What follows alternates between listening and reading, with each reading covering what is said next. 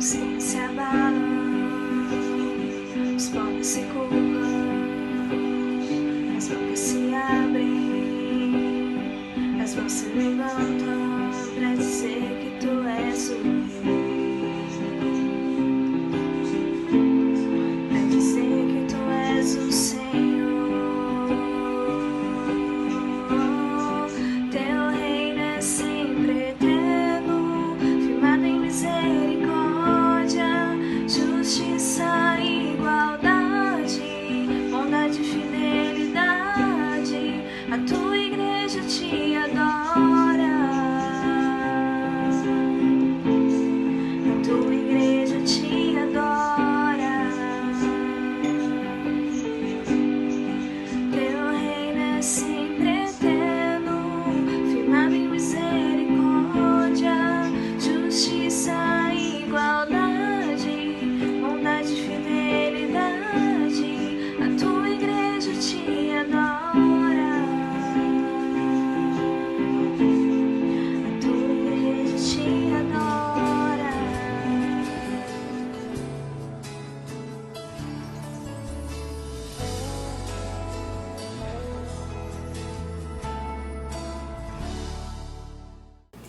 Olá, irmãos, a paz do Senhor Jesus. Hoje eu quero falar com os irmãos do tema mais glorioso no Evangelho, que é a cruz de Cristo.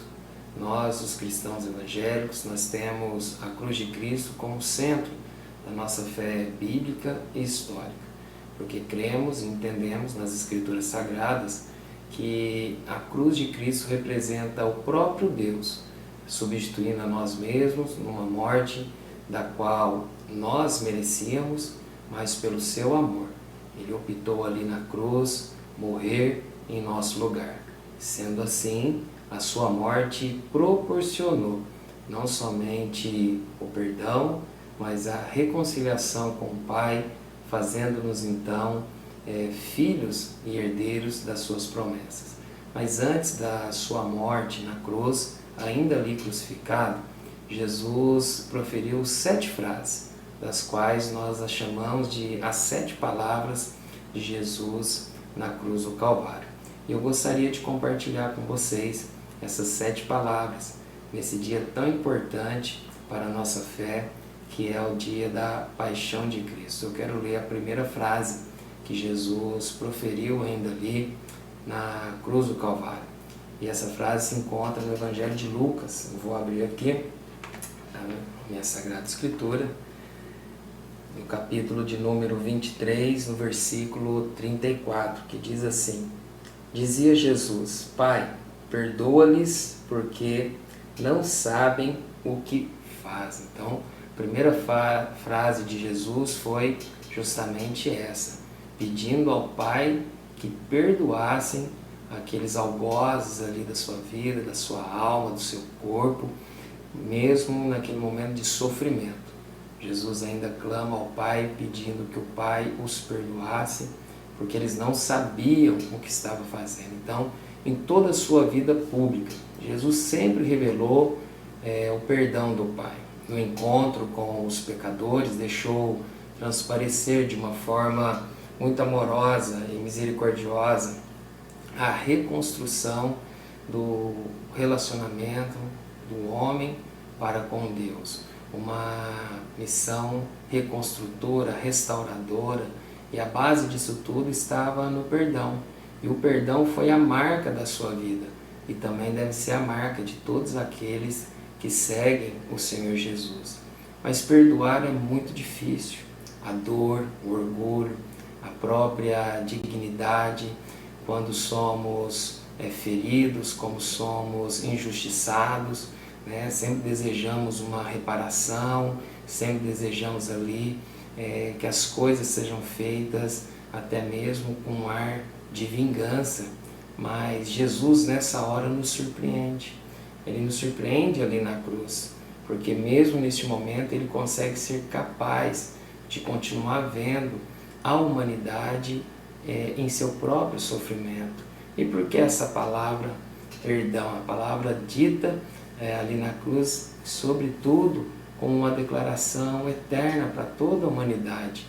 trazendo para nós a capacidade que ainda assim, numa situação de sofrimento que ele passava, na situação dos seus algozes ainda ali, ele continuar olhando e vendo que ainda nessa situação ainda havia alguma coisa boa no coração do ser humano, alguma coisa boa ainda no centro da intimidade, na profundidade do seu coração, ainda um coração amargurado, maldoso, um coração ainda corrompido pelo pecado, mas ainda assim o Senhor continuava olhando e dizendo: Pai, é possível que eles sejam perdoados, então perdoa-lhes, porque eles não sabem o que estão fazendo. Então, o perdão é a capacidade de ver a dignidade, a capacidade de ver uma porta para o futuro, sem se importar com o que já aconteceu no passado. Enquanto nós ainda somos pecadores, é que somos chamados não somente a nos arrependermos, claro, mas ainda assim perdoar aqueles que têm nos ofendido. Por isso que o perdão é muito importante, porque quanto mais nós aprendemos a perdoar e quanto mais perdoamos, mais nos tornamos parecidos com o Senhor, pois só Ele é capaz de nos perdoar, mesmo quando ainda somos pecadores. Deus continua me perdoando. Deus continua perdoando você. Deus continua perdoando a igreja. Deus continua perdoando a todos aqueles que um dia sentem e desejam no coração de se chegar até o Senhor Jesus. Sempre haverá um perdão da parte do Senhor para a sua vida. Que Deus te abençoe, que você guarde essa palavra no seu coração.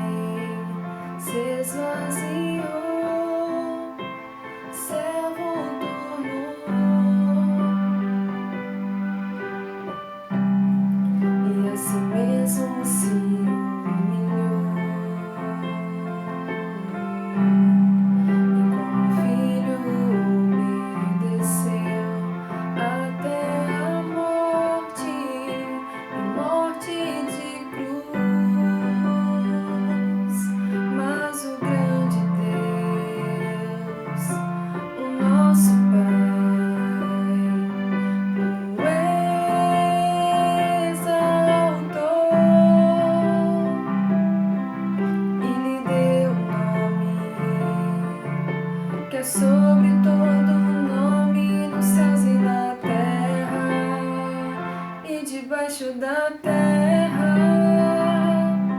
ao nome de Jesus, todo joelho se dobrará e toda língua confessará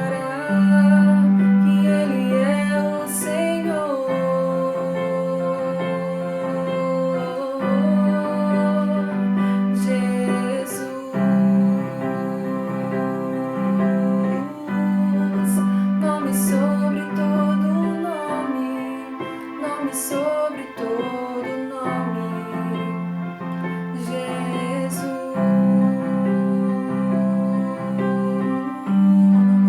nome sobre todo nome, nome sobre todo nome. Seu nome é maravilhoso, conselheiro, Deus forte, Pai da eternidade, Príncipe da paz. Seu nome é maravilhoso, conselheiro, Deus forte, Pai da eternidade, o Príncipe da paz. Seu nome é maravilhoso, conselheiro.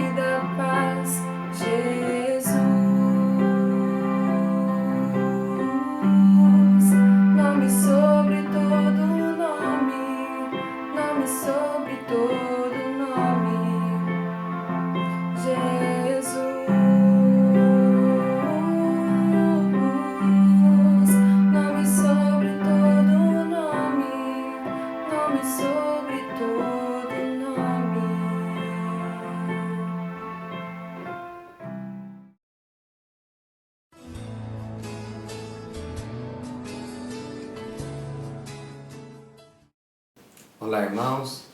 Vamos continuar então, agora na segunda frase, na segunda palavra, assim dizendo, do Senhor Jesus Cristo na cruz. Essa palavra tem muito a ver com a questão da comunhão, com a questão de estar junto, com a questão de estar acompanhado de mais pessoas. Jesus, ele era aquele amigão, vamos dizer assim.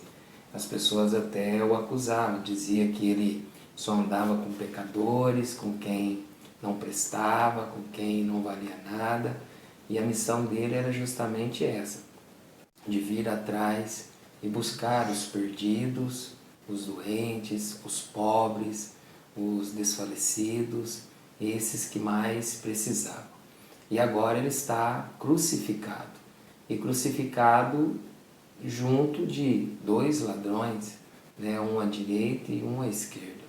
E ainda mesmo nessa situação, a segunda palavra que o Senhor profere aqui nas Escrituras é justamente uma palavra de companheirismo, uma palavra de apoio, uma palavra de estar junto com aquelas pessoas ainda no momento pior, no momento mais difícil ali ainda da sua vida. Olha o que diz o texto do Evangelho de Lucas, capítulo 23, no versículo de número 43.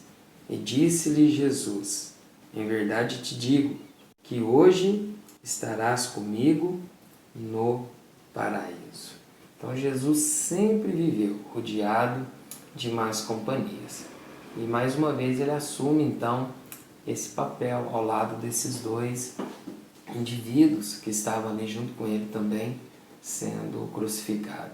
Mas a palavra do Senhor nos mostra uma nova oportunidade, uma nova chance que ele dava ali àqueles que estavam sofrendo junto com ele. Então, como essa palavra poderia hoje vir para o meio do seu coração?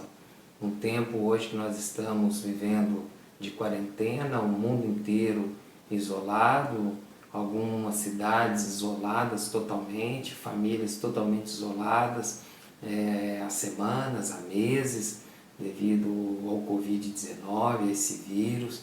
Como essa palavra pode ecoar no meu e no seu coração e dessas famílias, nesses dias de hoje? As palavras que o Senhor Jesus havia dito àqueles dois: hoje mesmo estarás comigo no paraíso. Então o Senhor está oferecendo o quê? Companhia, uma companhia solidária, uma presença solidária, na vida daqueles dois e também hoje para as nossas vidas. Olha quantas mudanças estão acontecendo.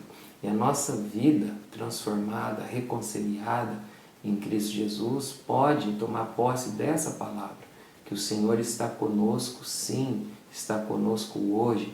Como ele disse aos seus discípulos um pouco antes: olha, eu não vos deixarei órfãos, enviarei um outro Consolador, enviarei outro, um substituto, aquele que estará aí fazendo o meu papel, um outro Consolador, que no caso é o Espírito Santo. E a mesma coisa ele disse após a ressurreição, ele diz: olha, eis que estarei convosco sempre até o fim dos tempos. Então, o Senhor sempre estará conosco, Ele sempre estará oferecendo companhia para as nossas vidas. E hoje é isso, nós temos essa oportunidade de termos com Ele essa companhia, de termos a presença dEle, de vivermos hoje nesse paraíso que não é o paraíso do Éden, mas o paraíso de uma plenitude da presença dEle na nossa vida, ainda aqui, mas ainda muito maior, quando nós estaremos de fato com Ele em toda a eternidade, onde não haverá mais choro, onde não haverá mais lágrimas, onde não haverá tristeza, onde não haverá angústia alguma, porque nós estaremos com Ele para todo sempre. Então, deixe o Senhor hoje, ainda em tempos de quarentena, ainda em tempos de isolamento, ainda em tempos de questões de isolamento social por causa desse vírus e tantas outras situações, mas deixe Ele fazer parte da sua vida e a sua presença poder ecoar no seu coração dizendo que eu estou com você hoje. Irmão, Deus te abençoe e creia sempre que a presença do Senhor é com você. Seguro estou nos braços daquele que nunca me deixou.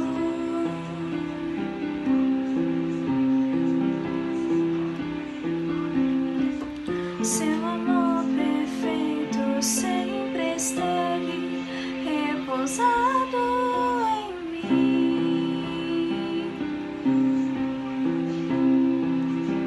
E se eu passar pelo vale, acharei conforto em teu amor, pois eu sei que és aquele que me guardas.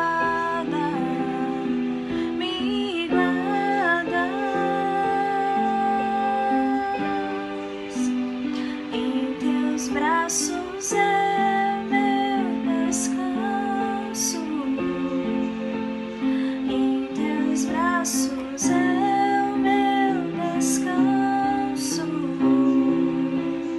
Em teus braços é o meu descanso. Em teus braços é o meu descanso.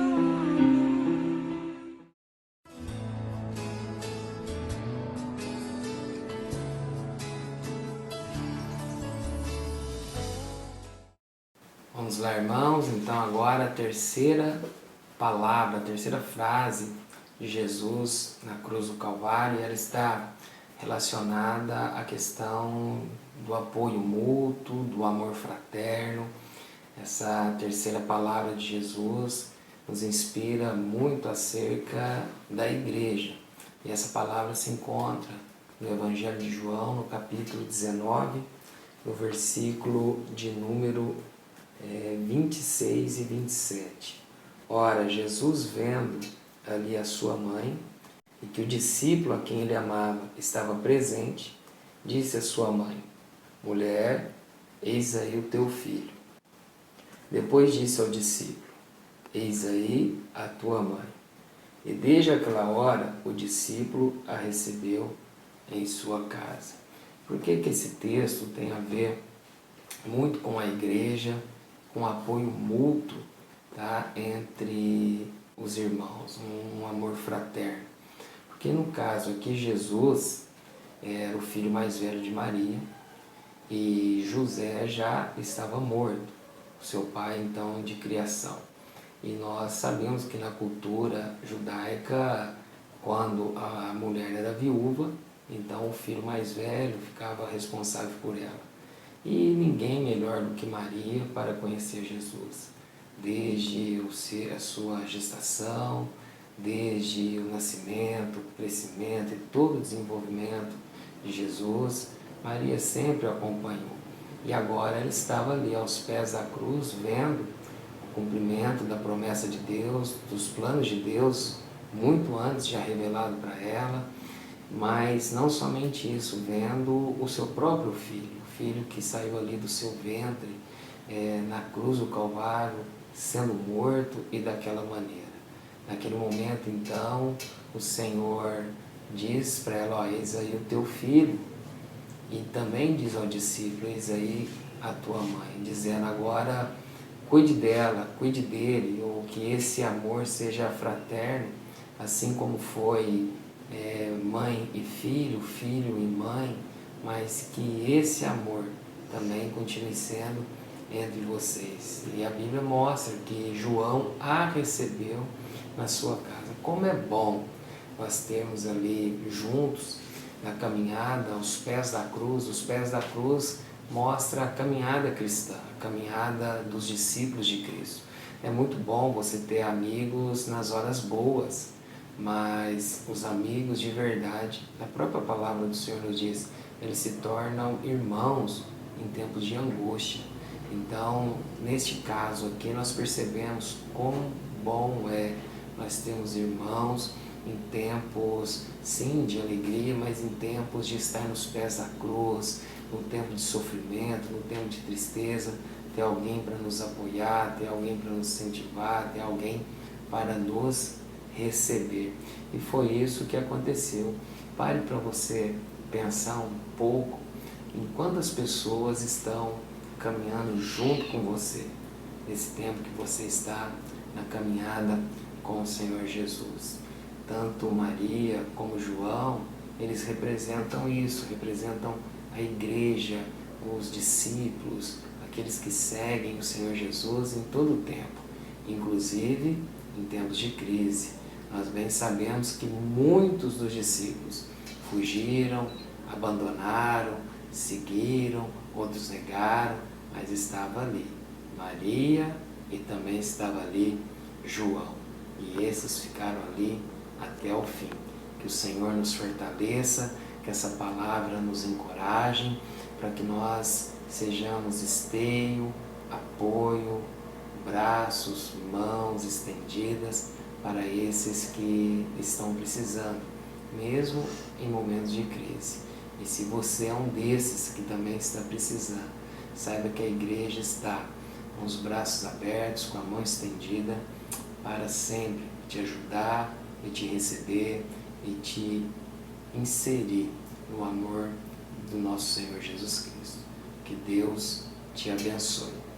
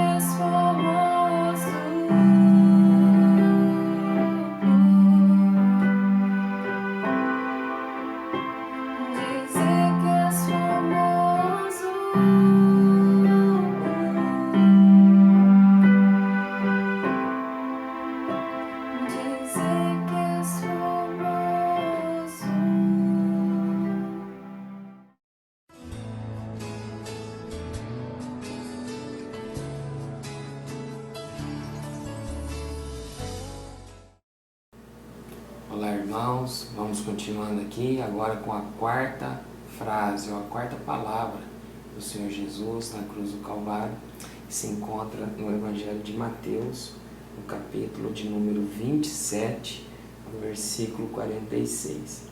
E perto da hora nona, exclamou Jesus em alta voz, dizendo: Eli, Eli, lama sabachthani, isto é, Deus meu, por que me desamparaste? Essa palavra traz a ideia de solidão. É o próprio Deus encarnado, o Verbo que se fez carne, inocente, puro, santo, imaculado, agora na cruz do Calvário, sofrendo pelos nossos pecados e como pecador, estando ali agora sente o abandono do próprio Pai. O abandono do Pai, porque nessa condição de pecador, Deus não o coaduna com o pecado. E neste momento o Senhor se sente só, e por isso ecoa do seu coração, como que num grito, esse sentimento de solidão profunda, sozinho, estando sozinho nesse momento de dor, de angústia. E ele então exclama, né? Pai, por que me desamparaste? Deus meu, por que me desamparaste? Eli, Eli, lama sabachthani. E aquelas pessoas ainda não entendendo o que ele dizia, mas ele dizia justamente isso: Deus meu, por que me desamparaste? Quantos de nós, em tempos de sofrimento, de lutas, de situações que nós não entendemos, nós fazemos essa pergunta: onde está Deus? Alguns deixam a dúvida entrar no seu coração e essa dúvida gera temores, medos e traz uma sensação até mesmo de incredulidade em alguns momentos, pensando que Deus abandonou, que Deus deixou, que Deus não está atento a essa situação, que Deus não se compadece, mas muito pelo contrário, Deus não é insensível ao nosso sofrimento. Deus não está distante da dor dos seus filhos. Eu e você precisamos entender que, como diz o salmista, o choro pode durar uma noite inteira, mas a alegria vem pelo amanhecer. Então, não deixe ser levado pelo ceticismo, não deixe ser levado pela dúvida, pela amargura, de maneira nenhuma, pensando que Deus o abandonou. Essa é uma impressão equivocada da história. Essa é uma impressão que a maioria das pessoas, quando passam por um momento de solidão, ela sente. Mas é no meio dessa situação que ecoa esse grito desesperador, como Jesus assim fez. Nós, ainda que façamos, nós podemos ter no nosso coração que Deus jamais nos abandonará. Por isso, meu irmão, fique firme diante das situações de incertezas, diante das noites escuras, diante dos vales da sombra e da morte, diante de situações desesperadoras que não temos respostas, diante de situações que afligem o nosso coração, ainda que no meu e no seu interior nós possamos pensar que Deus nos abandonou, mas não deixe isso entrar no seu coração, porque o nosso Senhor é conosco em todo tempo. Por isso, fique firme, não ceda a essas situações, porque o Senhor não desampara os seus. Que Deus te abençoe.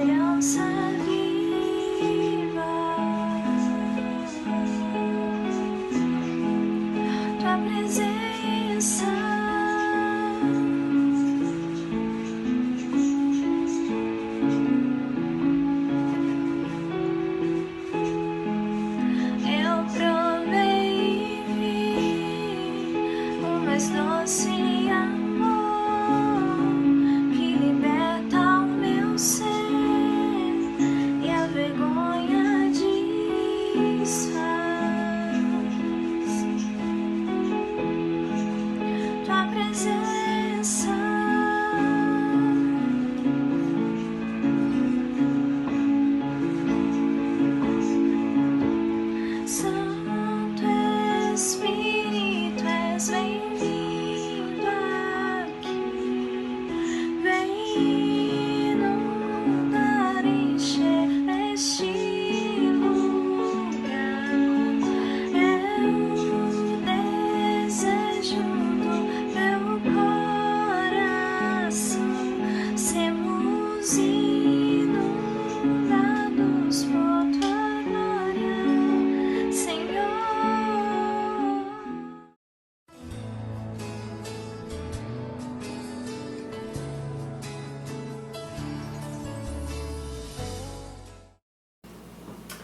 Olá, irmãos. Vamos então agora para a quinta palavra, a quinta frase do nosso Senhor Jesus Cristo na cruz do Calvário, momentos antes da sua morte, enquanto ele estava ali crucificado. A quinta palavra está no Evangelho de João, capítulo de número 19, versículo de número 28.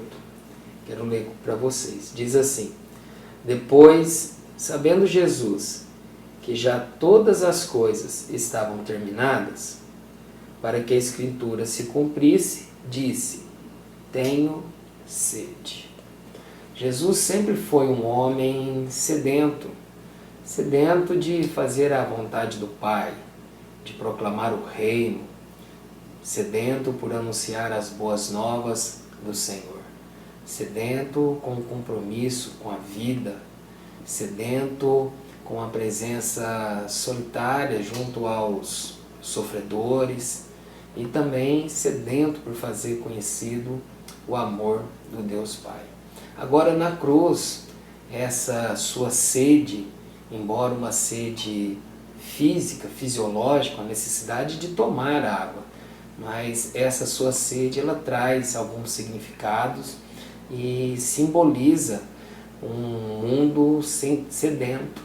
Então Jesus tinha essa sede, estava sedento sim, mas de um mundo sem dor, de um mundo sem exclusão, de um mundo sem violência. Jesus estava com a sua garganta ressequida, uma sede na garganta, mas principalmente uma sede no seu coração. E essa sede, ela se multiplica com a sede que muitas pessoas têm hoje. Pense bem, aquela pessoa que se encontra injustiçada, ela tem sede de justiça. A pessoa sedenta por pão são aqueles que não têm o que comer, que estão aí passando fome nos rincões desse mundo, inclusive do nosso país. Pessoas que têm sede de paz, pessoas que têm sede de amor, pessoas que têm sede de não somente essas coisas, mas sede de uma moradia, porque vivem, moram na rua, dormem em bancos de praça, pessoas que têm sede de um trabalho, sede de dignidade, porque se encontram hoje desempregados, se encontram hoje numa situação simplesmente de fracasso, sentem-se fracassadas e por isso têm sede. Pessoas que têm sede de saúde, quantos não estão encontrados ali hoje em leitos de hospitais? Então, Jesus ele sente essa sede, uma sede muito mais do que a simples necessidade de refrescar o seu corpo com água, mas uma sede no coração, uma sede de compaixão diante do pranto que refletem todas essas pessoas que se encontram nesse mundo. A sede de Jesus nos desperta outras sedes também em nós. E qual é a sede que você tem hoje? De repente você tem sede de sonhos, sede de um mundo novo, sede de um mundo mais justo, ou de repente você tem a sede da volta do Senhor Jesus, como diz as Escrituras, Maranata, ora vem Senhor Jesus. Essa sede deve ser a principal no nosso coração. Essa sede, ela é mobilizadora, porque ela é capaz de ativar em nós as nossas melhores energias. Ela é capaz de ativar em nós a nossa capacidade criativa, a sede que é capaz de purificar também no nosso coração a capacidade de escutar, de ouvir as outras pessoas tão sedentas, sejam de perto ou seja de longe. E Jesus tinha essa capacidade no seu coração. Por isso que no Evangelho de João, ainda no capítulo 7, ele diz: se alguém tem sede, venha a mim e beba. Então, você que está sedento hoje, pode chegar até Jesus, que aquele que crê nele, como diz na Escritura, do seu interior fluirão rios de águas vivas.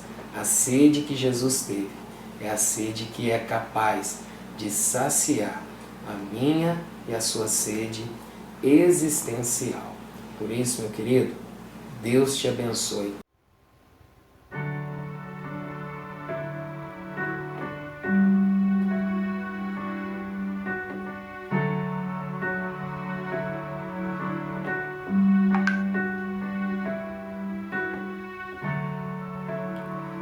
Hoje é domingo de manhã. Hoje o sol não quer brilhar. Tudo é solidão. E elas vêm dizer de madrugada ressurgir. Não acredito em mim, ilusões, sol da justiça se apagou, o mundo inteiro viu escravos em tuas mãos, o seu corpo a sofrer, sua morte lá na cruz, não consigo entender. E agora esse túmulo vazio, esse anjo a questionar, porque procuro entre os mortos quem vivo está. E hoje sou livre, pois ele vive, ele reina em mim. Morte, pecado foi derrotado e eu sou livre, eu sou livre, enfim,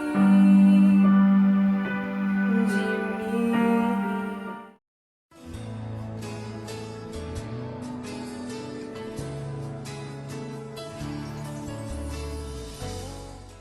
Olá pessoal, vamos para a sexta frase, sexta palavra de Jesus na cruz do Calvário. Essa passagem se encontra agora no Evangelho de João, capítulo de número 19, versículo 30, e diz assim: E quando Jesus tomou o vinagre, disse: Está consumado. E inclinando a cabeça, entregou o Espírito. Essa palavra soa com ar de contradição com as situações das nossas vidas.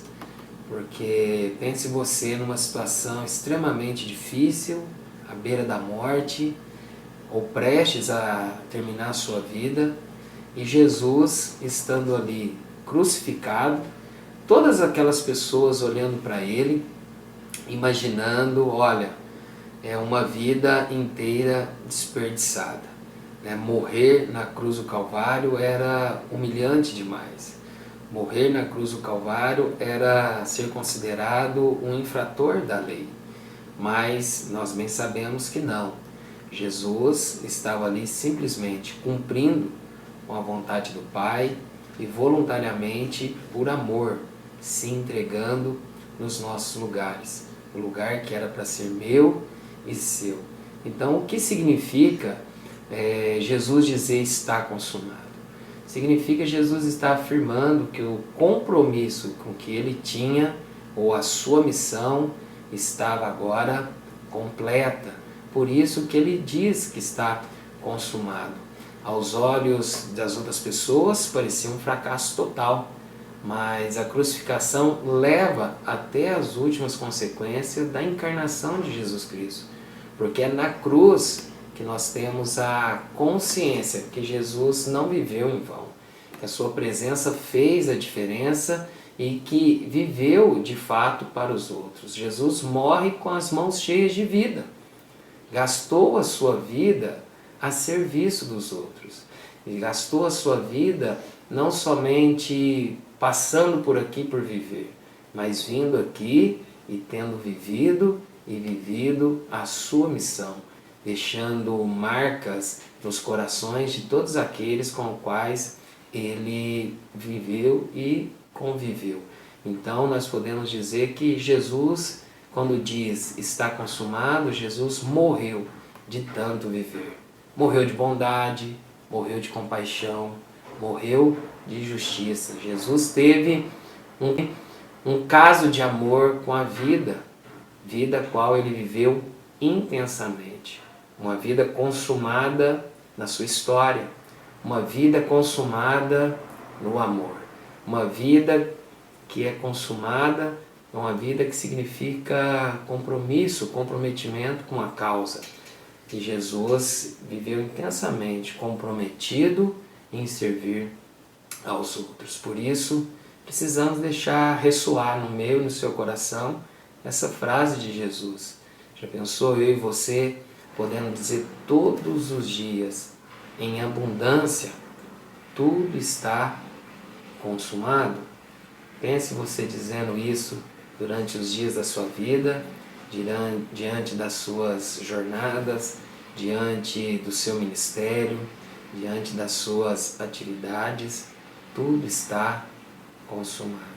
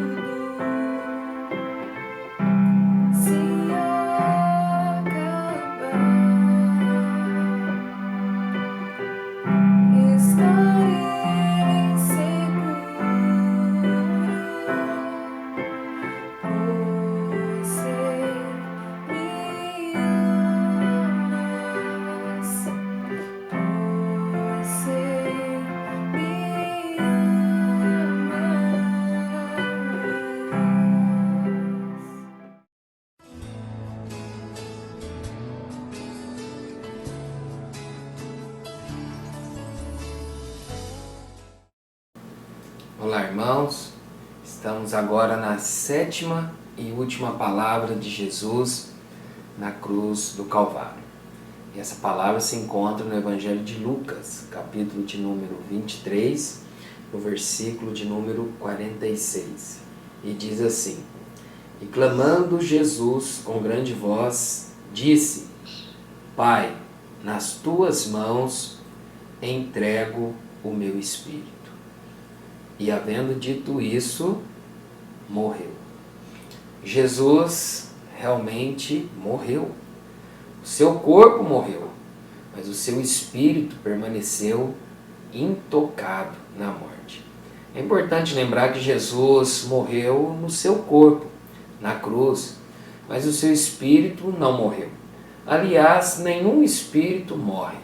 O sentido de morte espiritual não é a extinção, a aniquilação total deste. Pelo contrário, a morte espiritual significa estar separado da graça de Deus, do Deus eterno. Quando Jesus entregou o seu espírito nas mãos do Pai, ele sabia que o Pai cuidaria perfeitamente dele. Essa é a segurança que nós temos na morte de Jesus Cristo. É que se nós hoje confessarmos os nossos pecados, cremos verdadeiramente que Jesus morreu e ressuscitou, nós somos salvos, nós somos perdoados, e o nosso Deus estará nos recebendo sempre de braços abertos. Nós jamais estaremos ausentes da sua graça, tanto nesse tempo que vivemos aqui, ou num tempo vindouro. Por isso que Jesus diz: não fiquem preocupados, não turbe os vossos corações. Crede em Deus, crede também em mim. A casa de meu Pai há muitas moradas.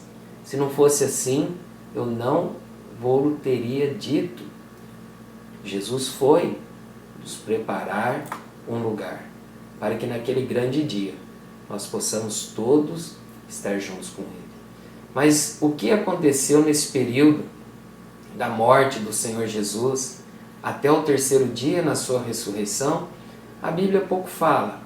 A verdade, na carta de Pedro, na primeira carta de Pedro, capítulo 3, no versículo 18, 19, 20, você pode acompanhar ali.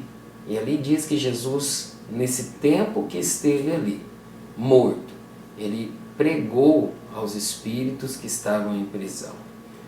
O que nós podemos entender, assim melhor dizendo, é que em Colossenses, no capítulo 2, no versículo de número 14, diz que o Senhor não somente matou a morte com a sua morte, não somente nos trouxe a vida com a sua ressurreição, mas que o Senhor riscou para todo sempre a dívida que havia para conosco, havendo riscado a cédula que era contrária a nós, nas suas ordenanças, a qual de alguma maneira nos era contrária, diz as Escrituras, e tirou do meio de nós, cravando-a na cruz, e despojando os principados e potestades, os expôs triunfantemente, triunfando deles em si mesmo. Jesus matou a morte, Jesus expôs a derrota do inferno, quando ele entrega o seu espírito ao Pai, ciente que o Pai cuidaria dele, mas com o seu corpo, morrendo na cruz do Calvário. Quando João tem a visão do Apocalipse, no capítulo 1, no versículo 17 e 18, ele diz assim: e eu, quando o vi, caí a seus pés como morto, e ele pôs sobre mim a sua mão direita, dizendo-me: não temas, eu sou o primeiro e último, e aquele que vive. Estive morto, mas eis que estou vivo pelo século dos séculos, e tenho as chaves da morte e do inferno.